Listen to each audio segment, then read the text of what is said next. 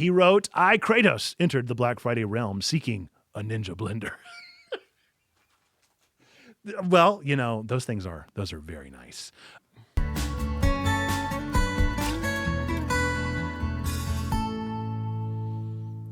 Welcome to Twig, your weekly, geekly, family-friendly news show that tackles everything from Steam cracking down on DLC to just holding space during defying gravity with some games in between. I am Nerd Pastor Nate. I am really the pastor of Checkpoint Church designed with nerds, geeks, and gamers in mind. We are a real-life church online. If you are listening on the podcast version of the show, which currently doesn't exist because we're figuring out how to make Spotify work for us, be sure to give us a good review. But more than likely, you're watching this over on YouTube or live on Twitch. So click that like button on YouTube or come and listen live on Twitch every Tuesday night at 9 p.m. Eastern. Folks, we're going to be starting with this one, as we always do, with our What Have You Been Watching, Playing, and Reading. I've already asked our Twitch chat live here what they have been getting into, but I want to know down in the comments of the VOD watchers what you have been getting into as well. I have been watching a blast from the past, unexpected, didn't expect to start this one at all, but I caught up on Dan to Dan, and so I was like, well, what else should I watch? And I was on Netflix anyway, and I saw Ranma 1/2, and so I was like, sure. I remember the premise of this show.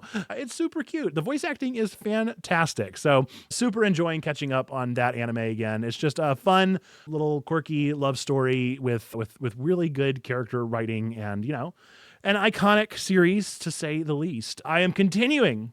I am continuing to play Metaphor. And I don't know where my just want to be done button is, but I need my just want to be done button because I am loving this game. It is such a great game. It is so long. It's so long. And I just don't have time. I need to finish it. I'm going to finish it. I love it. I am enjoying every minute of it. I will say this. Anytime I get stuck or something takes longer than it is supposed to, I get immediately frustrated because of how long this game is, which is the same problem I had with BG3. And so this game for me is on BG3 levels. I think it is already better than that for me because I just enjoy this genre more than I enjoyed Baldur's Gate. But this is very similar levels of this is masterful storytelling, but it's just so ding-a-dang long. And so when something goes wrong, it becomes immediately frustrating. So there was one fight in particular that I Googled because I was like, I've lost this fight 3 times now and that doesn't happen in this game.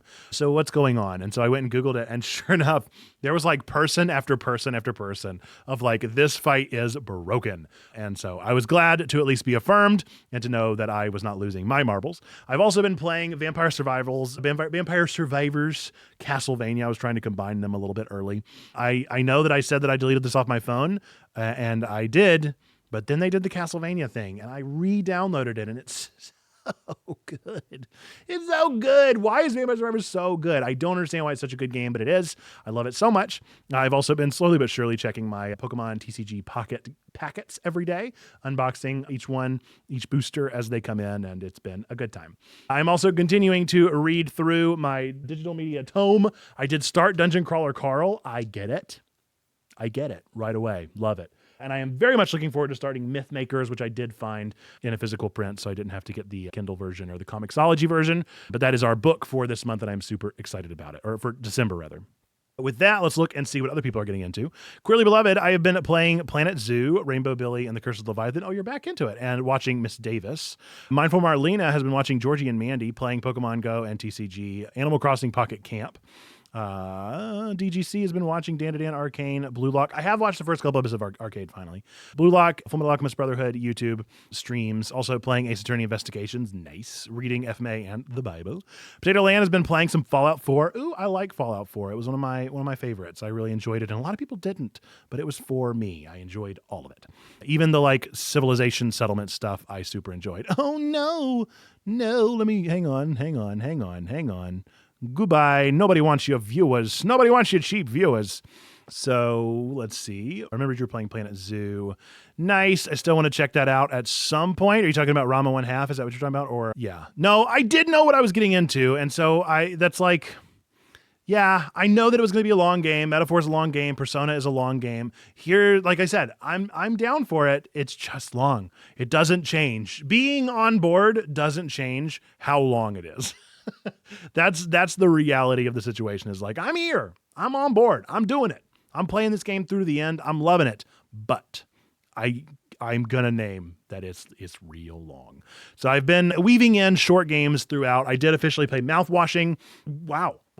Really good. Really good writing, a really fantastic character study. I've already got a nerdy sermon in the back pocket. So Mouthwashing took off on TikTok in my fields and in my, the has been, what is it called? Milgram, like all of my fandoms fired up and started doing cosplays of Mouthwashing. And so I was like, well, clearly this is my steez. So let's find out what it is. And, it was real good. Real short, too. So gotta love a short game that's also a real good game. Big fan of that. With that, we're getting into some of our news for tonight. So do continue to let us know what you've been watching, playing, reading. Oh, wait, hang on. We got one more from Coyote.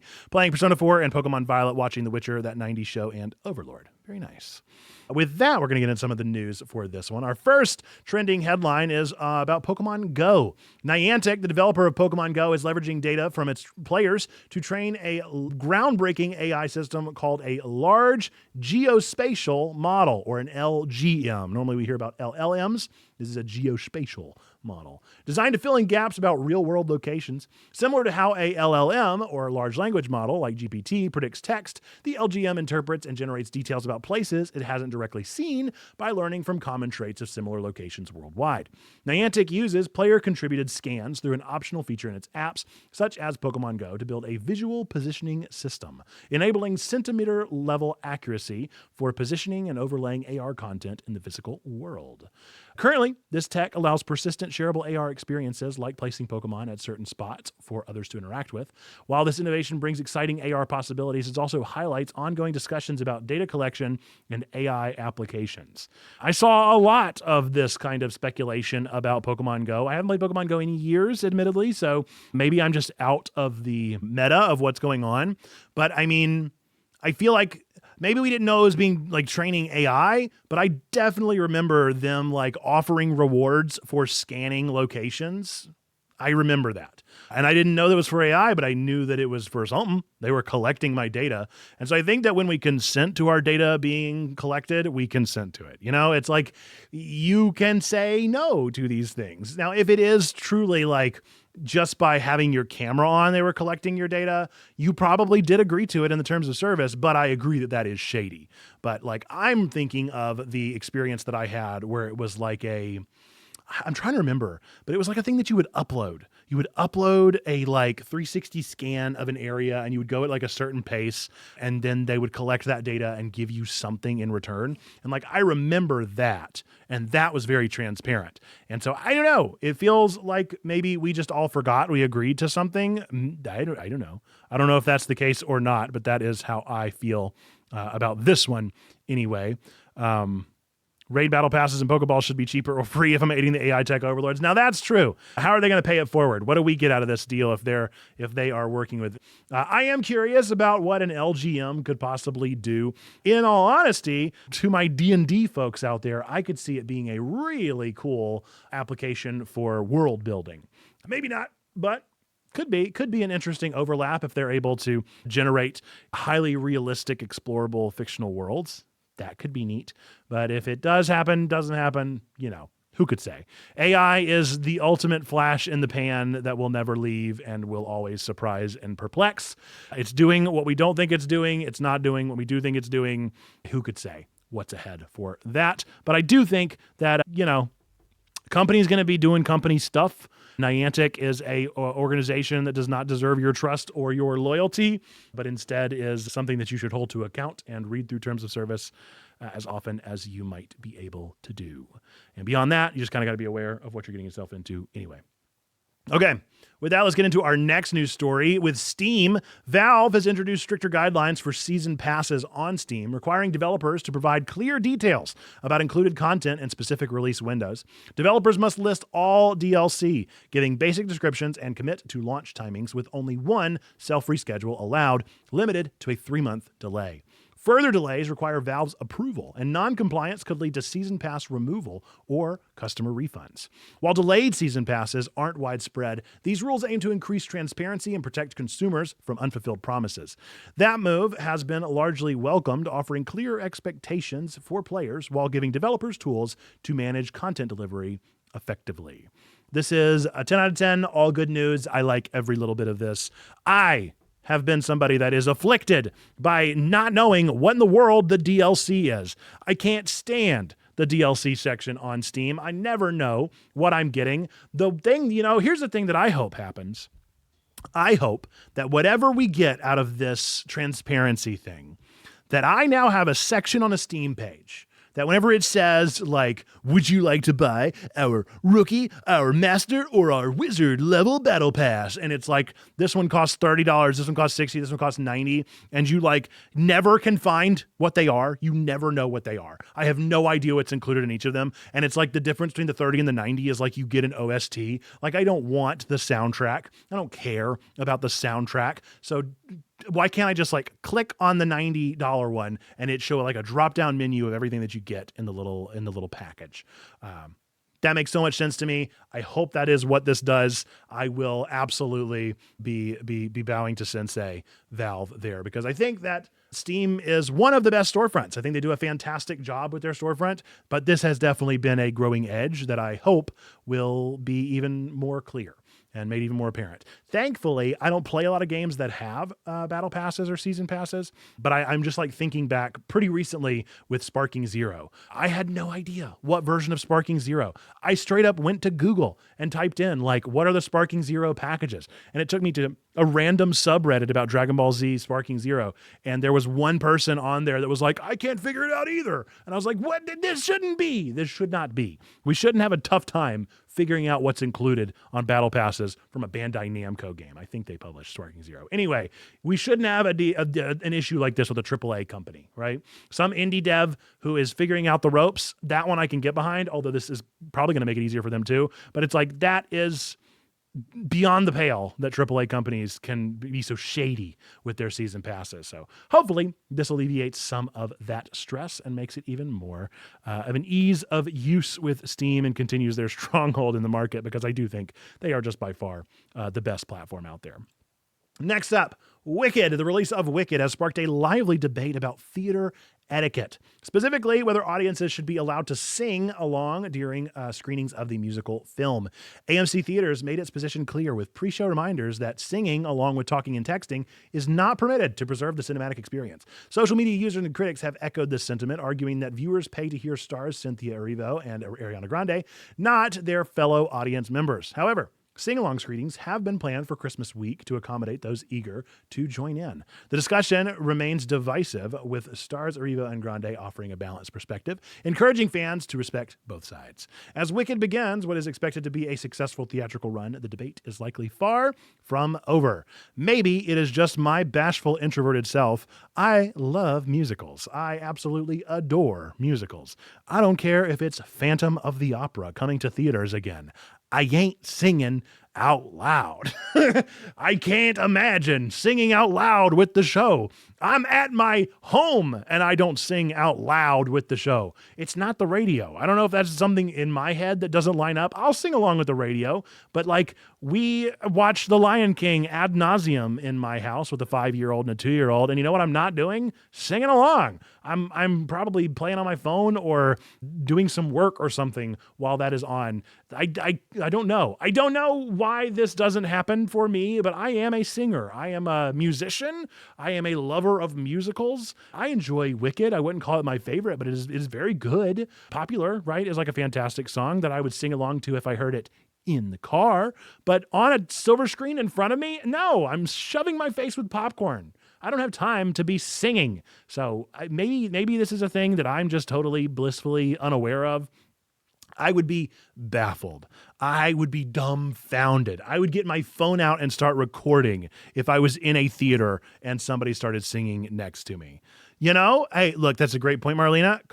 The concert movie thing with T Swift, sure. I can even understand that. At least it's a straight up like concert being recorded. But even then, I still wouldn't do it. I can't wrap my mind around it. There is nothing in me. Like, I will sing along to your musical hits in the car, but that is the radio. They are distinctly different to me. If I am, maybe it's this. Maybe whenever I'm in the car, I'm not seeing somebody singing. And whenever I'm at a show, I'm looking at a person singing, and so I don't need to sing. I'm not here to sing. I'm not a part of the show. I know my role as a amateur actor myself. Perhaps I know the experience of being on stage and being interrupted. It would be so incredibly, unbearably rude. I can't imagine. So, granted, you can't with this. But whatever that movie was that just came out, that was like, no, it wasn't Scorsese, was it? Oh man, Metalocalypse. What was it? Metropolis. I can't remember what it was called, but that movie had like an element where they had a guy come out and start talking at the movie screen. I think that is what they wanted to do. So go figure. Now, hang on. Now we're talking. Now we are talking. Kyoto, you made a great point. Rocky Horror is a fantastic example of when it is okay to sing during a performance. That is a totally valid thing because the audience is the chorus. And that's what's so fun about that performance. But whenever you're watching Wicked, you're not a part of the chorus. But I do agree. I think that a sing-along screening makes sense to me. It is a little bit Disney Kid, and I hope that they have a bouncing ball that goes along with the words. Could never be me. But I respect those who will do it. But I will be enjoying some froyo elsewhere and not in the theater with all of those folks. DGC is with me, not alone. Love musicals, not going to sing in the theater. We're on the same page. All right, this one is a quickie but a goodie. Sonic the Hedgehog 3 had a trailer released this week that sent fans into a frenzy because Shadow's got a gun. A nod to the 2005 game Shadow the Hedgehog. This teaser was also showcased glimpses of the Chow Garden and Jim Carrey's Dr. Robotnik. Surprise viewers with the callback to a polarizing yet iconic moment in Sonic history. Fans on social media erupted with excitement, me being one of them, sharing memes and reactions to the reference. While Shadow's use of firearms has been downplayed in recent games, this film embraces the character's edgy history, with Shadow also being seen riding a bike in another nod to the 2005 title. Starring Keanu Reeves as Shadow, the movie hits theaters on December 20th, continuing the trend of blending humor, action, and fan favorite lore. This got me so tickled. It made me so happy to see Shadow with a gun. It's so absurd. Shadow is such a ridiculous, hammy character in all of the best ways, and I adore it. I'm so excited for this movie. I enjoyed the first two. Naysayers, whatever. But I have enjoyed all of the Sonic movies. I enjoy what they're doing. I love the camp, and I think this is right along with the campy level that I'm wanting to see from my Sonic the Hedgehog 3. So good stuff, good times. Let me know your thoughts on this one. This is really a nothing burger of a topic. I just wanted to bring it up because Shadow's got a gun. So for all you TikTokers, if we're posting this on TikTok, Shadow's got a pew-pew, okay? That's what they call them in Big Boy world here. Shadow's one of my absolute favorite characters in Sonic, says DGC. Trailer was incredible. Just need to figure out a day for me and my brother to go. Sonic movies are great. Definitely prefer number one, but both were so much fun. Yes, I think from a filmmaking perspective, I think the first one was a better film, but they've both just been fun.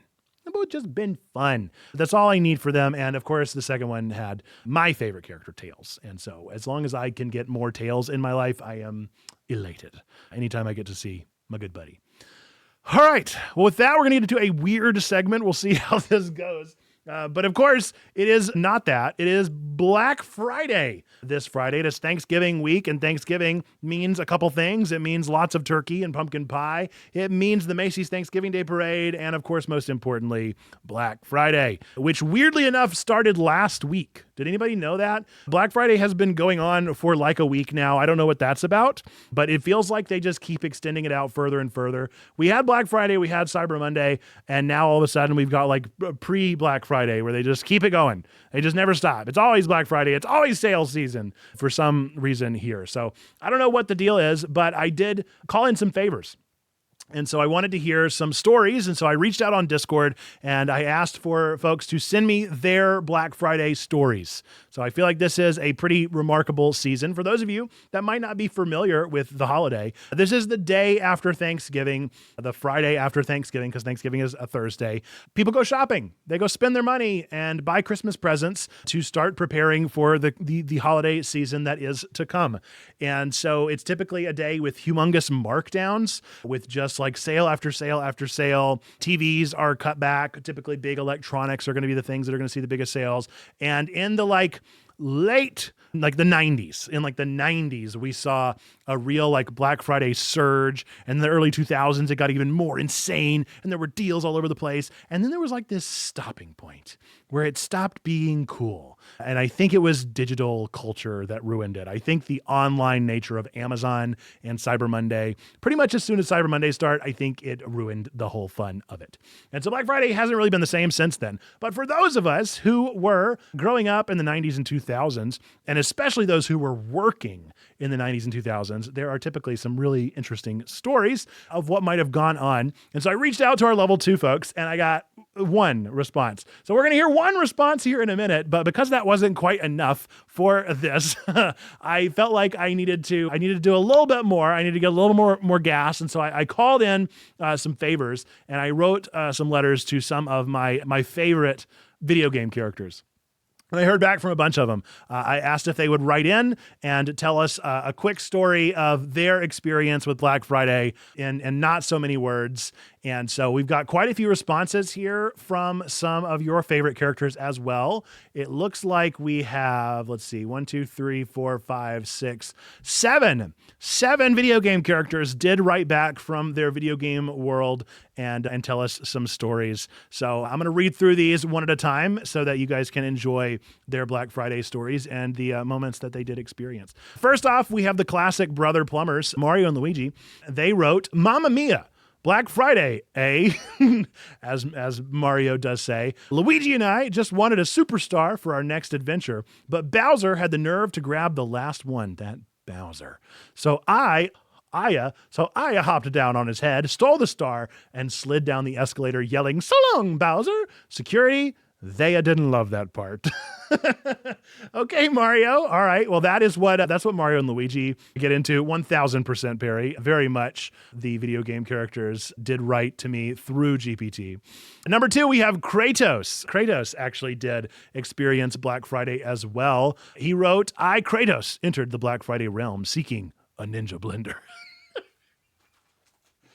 Well, those are very nice. "The chaos, unspeakable. Shoppers fought like Valkyries over waffle makers. One fool tried to take my box. I roared, 'Do not test me!' He ran. Atreus said I embarrassed him. Boy, the blender is ours."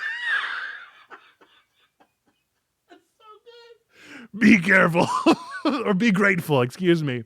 Oh, Atreus didn't get it, and they don't, and kids don't get it. They don't understand how hard you have to work for Black Friday and to get those deals and to stand your ground. Boy, the blender is ours. That's a classic Kratos story.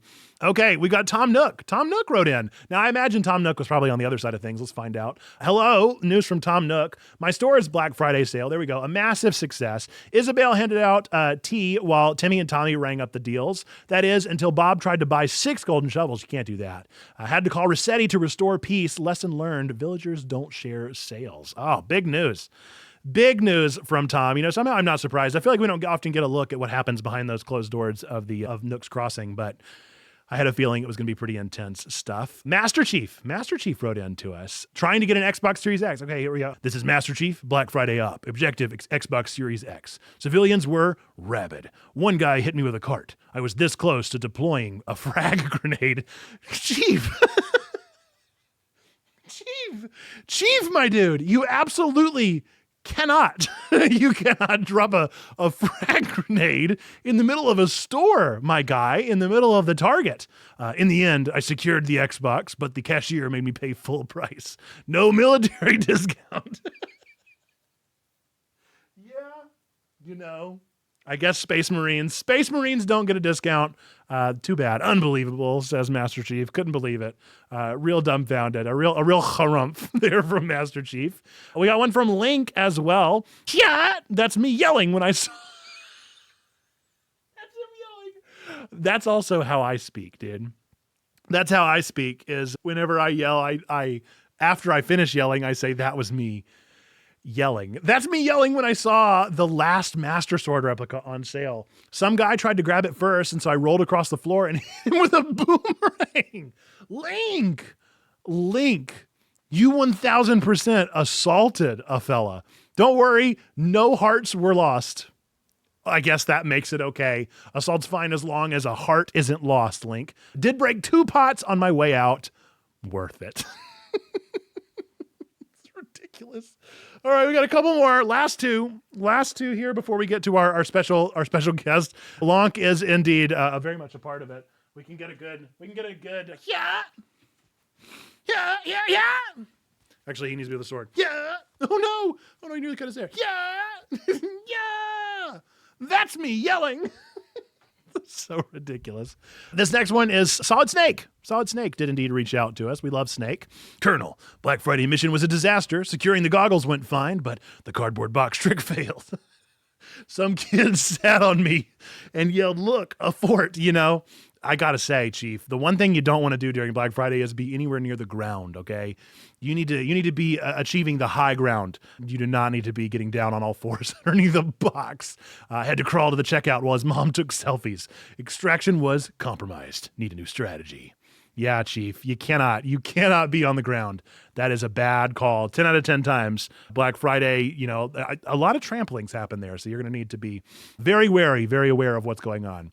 All right, last but not least, our Blue Blur did share as well. Sonic did also share a moment here. So, Black Friday, total blast. I zipped in, grabbed the last pair of speed shoes, and dodged 10 shopping carts. Eggman was there disguised as a store manager. Classic Eggman doing the disguises. Is that an Eggman thing? I don't remember Eggman dressing up very often, but okay. He tried to trap me in a buy one, get one line, but I spin dashed past. Pro tip, always shop fast, folks. Great. Way to end us on a consistent catchphrase there, Sonic. Very nice. So there you go. There's their postcards. So chaps in the clap for the characters that did indeed write to us. Thank you. Thank you for filling out a little voice for me. I appreciate all of you writing in and telling me your Black Friday stories. Now we're going to hear from a real person. And here, Xando has two little stories for us to share. One that is sweet and sentimental, and one that is classic and funny. So take it away. I probably need my headphones in to make sure that this actually comes through clearly because I didn't sound check. Ba-ding. Come on now. Oh, goodness. Go on. All right. It's not wanting to check. Let me know if this is unhearable. But let's take it away, Xando. All right. So, Black Friday stories. I got two. The first one is the Black Friday I'll never forget. I was working at Circuit City back in 2007. I bought the first two seasons of The Office on DVD because they were on sale. And I didn't have them, and I wanted to get them. So I bought them. And that night, I went out on a date with a friend's sister, and we went to Olga's Kitchen. Real classy. I helped her pack for a conference, gave her a hug, called it a night. And that was 17 years ago. We've been married for 13 years, have 2 kids, and it's awesome. But my favorite story, and this is probably more what you want to use, it's not even me, it's a friend of mine who I worked with at Best Buy. It's just one of his very first days. He got hired for Black Friday and had maybe worked the store for 2 weeks beforehand. And he's on the front lines. It's 3 a.m. He's at the store. He's getting everything ready. Doors open at 5. The very first customer runs in through the door, runs right to my buddy Teddy and goes, "Where are your electric razors?" And he goes, "We have electric razors?" And the guy goes, and not knowing what to do, my friend just went right back at him. And I tell that story as often as I can. There you go. Electric razors, indeed. Pretty ridiculous story. But the funny thing is so I reached out to our Discord and I specifically called out Xando. Specifically called out Xando. I was like, I have a feeling we've got some Black Friday stories here in the Discord. And I was like, I'm looking at you, Xando. And sure enough, he delivered. He knows. I know him well, and he also always does have a good story. So, chats in the clap indeed for Xando sharing a Black Friday story. I hope that you all have a wonderful and happy Thanksgiving and a very safe Black Friday if you observe the holiday, as our many video game characters did. But hopefully you guys enjoyed that random, pretty thrown together segment because it was a lot of fun to put together, and I think it turned out all right. With that, we're going to get into my personal favorite segment of the show, which is, of course, At This Point in Nerd History. That's right, it's time for At This Point in Nerd History and not Cryptic Critiques. Blah, blah, blah, blah, blah. Yes! It turns out that not a lot happened this week. It was kind of hard to find all of the things. There weren't a lot of games. I kind of had to pull from the scraps a little bit, but there were some good ones here and there. So this is everything that released on this date of November 26th. Throughout time and space. We'll start with some games. In 2004, Metroid Prime 2 Echoes was released for the GameCube, along with Jak 3, I believe, for the PS3, 2, one of them, one of the PlayStations. In 1997, the original Turok was released on PC. So this would have been the PC version of the dinosaur hunting game. 1996, the true iconic classic Bubsy 3D did indeed release. 1994, Super Donkey Kong, known to many as the Donkey Kong Country, was released in Japan for the Super Famicom. 1993, this is one of my buddy's favorite games of all time, the Tecmo Super Bowl game released, along with the classic Disney series of Nintendo games for Aladdin. So maybe some of you played the Aladdin one or the remake of it that was traditionally challenging.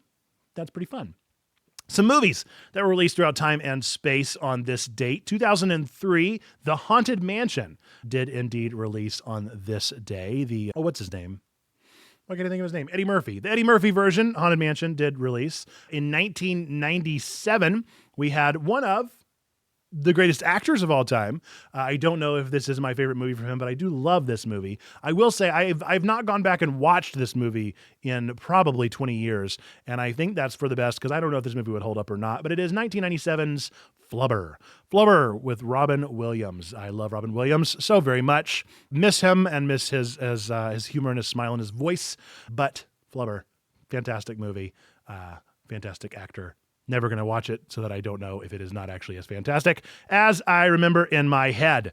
And then we have one more. 1942 motion picture Casablanca, Here's Looking at You, Kid, had its world premiere at the Hollywood Theater in New York City. One random fact. I threw this one in for a very specific reason. I don't throw in a lot of like space facts into these, but I was here for this one, and that's pretty cool. In 2011, I was going on a cruise that fall, I guess, and we were going to Florida, and so we were launching out of Cape Canaveral, and we were close enough that we could see the Cape Canaveral Air Force Station in Florida from where we were taking off on port. And so we got to see the Curiosity spacecraft launch from Cape Canaveral from across the waterway. And it did end up landing in the Gale crater that next August, but that is one of those like cemented moments in my brain. I don't know if I'll ever get to see another spacecraft launch or not, but I did see this one. And what I remember about it is that it was pure gold. It was so unbearably bright.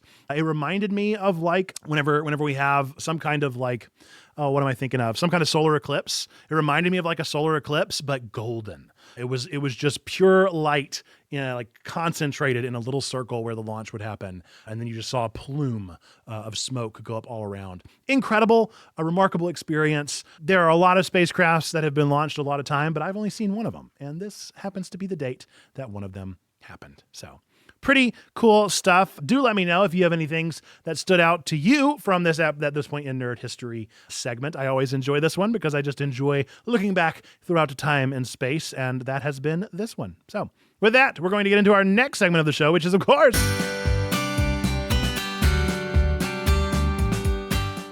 we have some upcoming releases, some things that are coming out throughout the next week or so. The first one of which I'm hearing bad things about, and it's making me real sad. So I'm going to stop reading reviews because I want to see Moana 2. Moana 2 features a new voyage with Moana, Maui, and a brand new crew of unlikely seafarers. After receiving an unexpected call from her wayfinding ancestors, Moana must journey to the far seas of Oceania and into dangerous, long-lost waters for an adventure unlike anything she's ever faced. I love Moana. It was one of my favorites. I super enjoy the music and the vibes, and just everything about it is good, and I want IGN to be wrong. And they've been wrong before, so hopefully they are wrong about this one, because I have a feeling no matter what, seeing the elated shine upon a 5-year-old's face will make this movie even better, regardless of hot takes and film reviews. So that is my first recommendation for this week. The second one is Platform 8. Okay, so this game actually already came out. I don't know why it's still on the list, but maybe it's just coming to the States. Maybe it's just coming to platforms. Not sure why. Platforms. Maybe it's just now coming to consoles. Whatever it may be. We played the Station 8. What was it called? We played the other version of this game, and they made a new one in which you are on a train and the anomalies are happening as you're going from train car to train car. You are trapped on a train that runs forever. Keep an eye out for anomalies. Find a way out. Please be aware of any train anomalies. I'd love to play this. It was a super fun game to play last year. I think it was B-Surfer that told us about it, and sure, why not? Sounds like a lot of fun. I would love to give it a shot. So Platform 8, probably adding that to my list for a good stream coming up. Last but not least, Dungeons of Dreadrock 2, The Dead King's Secret. The Dead King's Secret is the follow-up to Dungeons of Dreadrock, a tile-based puzzle adventure game. The sequel features another 100 levels to figure out, a new protagonist, and choral music by Clamavi de Profundus. In The Dead King's Secret, players assume the role of the prisoner they met in episode 1. The storyline unfolds concurrently with the first episode, further exploring the hidden yet pivotal role this sorceress plays in aiding the siblings in their battle against the Dead King, and will feature 2 different endings depending on your moral choice. I had not heard of this indie game until it was told to me by I Dream of Indie, but it immediately shot up my list. I think it looks super cute. I enjoy good puzzles, and this one sounds super fun. So I'm going to go play the first game and then add this one to my list as well, because I think that good indie games are good, and I want to support them in all of the ways. Do let me know what you are looking forward to over the next week. I have a feeling it'll be less games and more just good food over the next week for me, but maybe some games thrown in there when and where I can fit them in. But with that, it's time for our final segment of the show, which is, of course, Meme of the Week. I do feel a little bit robbed this time. Our meme of the week is Sierra. She won for our Chill Guy meme, which I put this on myself, okay? I put out the Chill Guy format, and I said, hey, folks, make some Chill Guy memes, and nobody liked mine, and so many people liked Sierra's.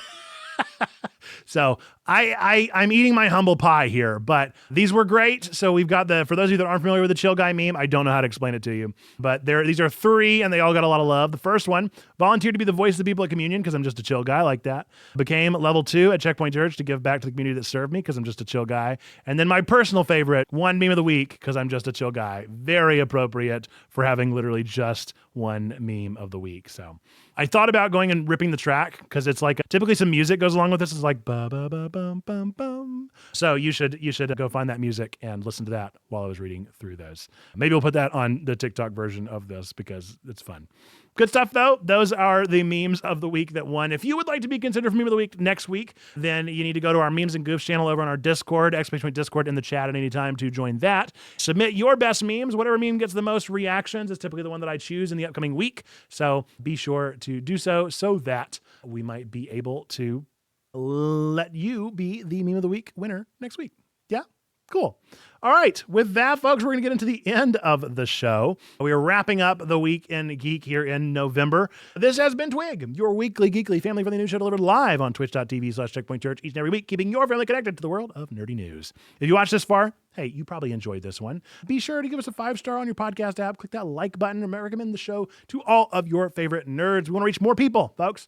Thank you. Of course, to all of our subscribers. We appreciate everybody that supports us with their comments, with their likes, with their shares, all that stuff. But there are some people that also go the extra mile and support us financially. So we're going to give a special shout out to those folks. Coyote42, Tina Christina P, Sugar Haiku, Zano Calrissian, Yakeem 4752, Sneaky Peak 633, Joanna the Scribbler, GGC 1296, Ed Dude 3452, Mindful Marlena, Gobi Church, State Live, Wise and Dalek, Lee Animal Art, Nerdbester Nate, Weesh Perspective, Twilight 27, and maybe 30 Bats. Thank you to everyone else that supports us in any way as well. With that, is there Twig next week? Yeah, I think so.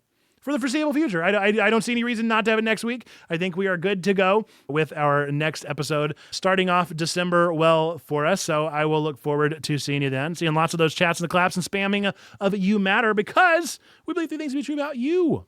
Beautiful person, no matter who you are, where you've been, or what you've done. Whether you believe in God, don't believe in God, go to church, don't go to church, no matter what. We still believe these 3 things to be true about you. Number 1, God loves you, like really, really loves you. Number 2, we love you. We want community with you. That's what we're doing here. And then number 3, that you, yes, you matter. You're a person of sacred worth. The world is a better place. Why? Because you are in it, folks. With that, until the next time that I see you, whether it be for our stream tomorrow morning of More Life is Strange, or for lunch tomorrow, or over on a Discord right now, or same time, same place for the next episode of Twig next week, I look forward to seeing you then. All right, folks, till next time, bye-bye!